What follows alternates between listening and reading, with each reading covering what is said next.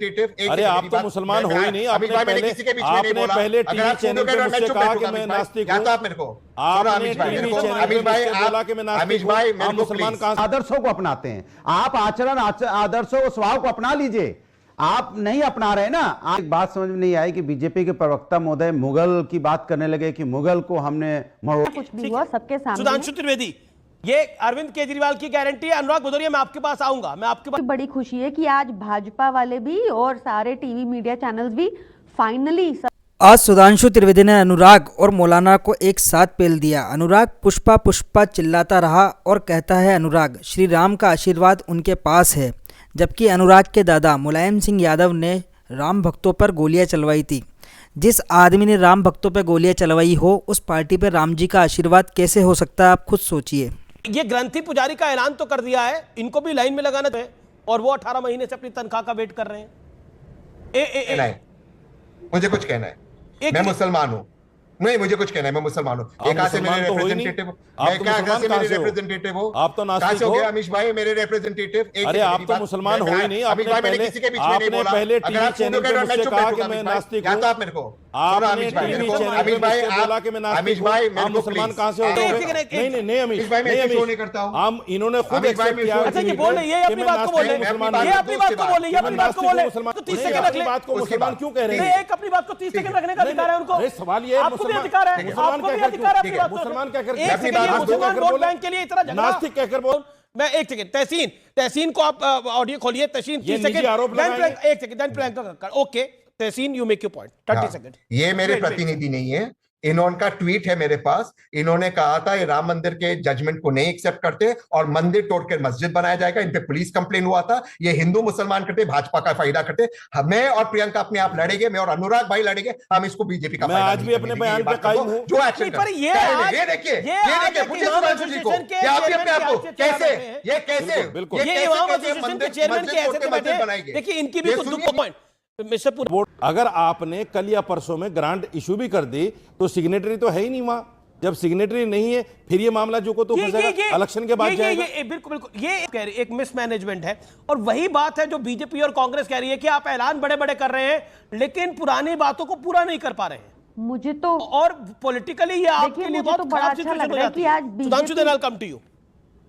नहीं होगी, आप फिक्र मत कीजिए। मुझे तो इस बात की भी बड़ी खुशी है कि आज भाजपा वाले भी और सारे टीवी मीडिया चैनल्स भी फाइनली सबका साथ सबका विकास की बात कर रहे हैं और फाइनली इमाम साहब को भी जितनी दिक्कतें आई हैं उस पर भी चर्चा हो रही है। और मैं आपको अश्योर करती हूं अपनी पार्टी की तरफ से कि अरविंद केजरीवाल जी का कहा हुआ गारंटी होता है, जुमला नहीं होता। कब आ जाएगा ये बता प्रॉब्लम्स आई, जितना कुछ भी हुआ सबके सामने। सुधांशु त्रिवेदी, ये अरविंद केजरीवाल की गारंटी है। अनुराग भदौरिया, मैं आपके पास आऊंगा। मुझे पता है आप काफी देर से बोलना चाहते हैं। सुधांशु, ये अरविंद केजरीवाल की गारंटी है। देखिए आपकी इस डिबेट में कितने मजेदार 2-4 तथ्य सामने आए और क्या तथ्य छुपाने का प्रयास हुआ मैं बताना चाहता हूं। अभी देखिए मौलाना रशीदी ने बात कहा कि वो स्थायी इमाम है। सुनिए अमीश जी, दिल्ली में इमाम स्थायी है और मुख्यमंत्री अस्थायी है। सोचिए कितनी मजेदार बात है।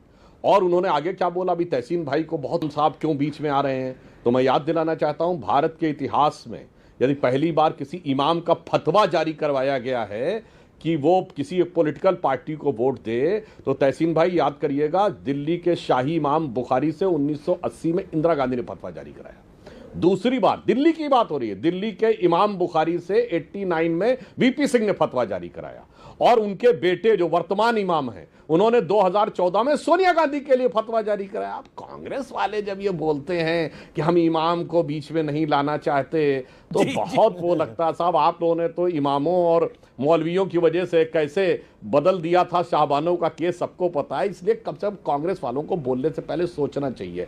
और मैं बताना चाहता हूं जो प्रियंका जी बोल रही थी, झूठा और सच्चा 2 मिनट में साबित हो जाता ना। आप कह रहे हैं कि ऐसी योजना थी, नहीं थी। आपको उस योजना के पास होने का ऑर्डर मतलब प्रोसीजर और ऑर्डर सामने रख देना चाहिए था। देखिए साहब ये योजना है, ये फला मीटिंग में वो हुई है। और देखिए संविधान कैसे खतरे में होता है कि स्थापित मुख्यमंत्री को अस्थायी कहा जाता है और योजना का नाम रखा जाता केजरीवाल कवच।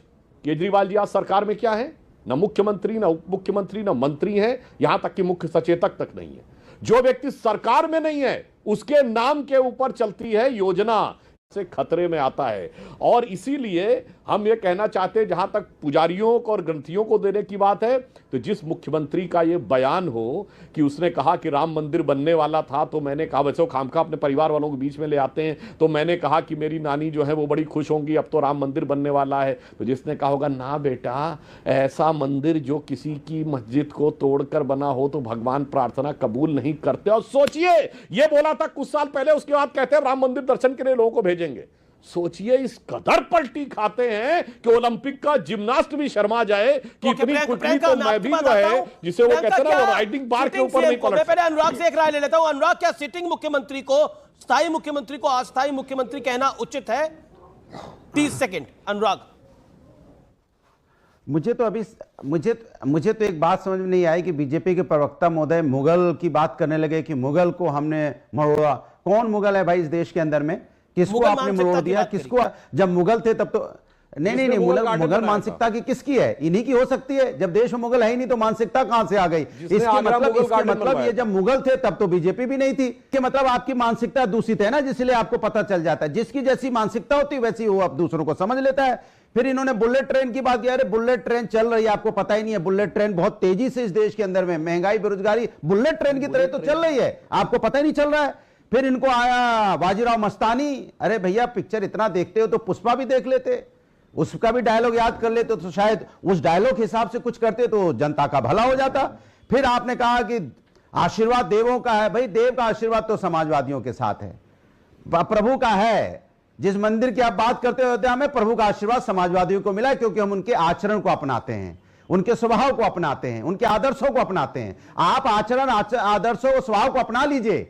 आप नहीं अपना रहे ना, आप क्या करते हैं? प्रभु के नाम पे राजनीति करते हैं, तो इसलिए प्रभु आपको आशीर्वाद नहीं देते। हम प्रभु के आदर्शों को, आचरण को अपनाते हैं, आस्था का विषय, इसलिए मुझे आशीर्वाद मिलता है। इतनी बात सीखने में आप मुगल सल्तनत कहां भाग जाते हो, दिल्ली सल्तनत। आप प्रभु के आचरण और आदर्शों को अपना लीजिए और सनातन धर्म को समझ जाइए, तो आपके अंदर एकदम साफ सुथरे हो जाएंगे। फिर आप हिंदुस्तान समझ में आने लगेगा, फिर आपको हमारा संविधान भी समझ में आने लगेगा, फिर बाबा का साहब का भी आप सम्मान ये सवाल का जवाब नहीं दिया आपने, 2.5 मिनट बोला।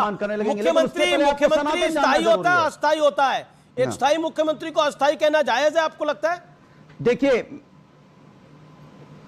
देखिए, मुझे जैसा अभी, चूंकि ये वक्तव्य जो आप मुझसे पूछ रहे हो, अगर मेरे से पूछा जाए तो हमने वक्तव्य अभी तक सुना नहीं है कि किसने क्या क्या कहा है। लेकिन आप जब कह रहे हो तो मैं मान लेता हूं, इस तरह की अगर कोई नेता अपने मुख्यमंत्री को अगर अस्थायी कह रहे हैं, उन्हें पता है चुनाव में जा रहे हैं, चुनाव का वक्त है, तो चुनाव में कहने का तरीका हो सकता है।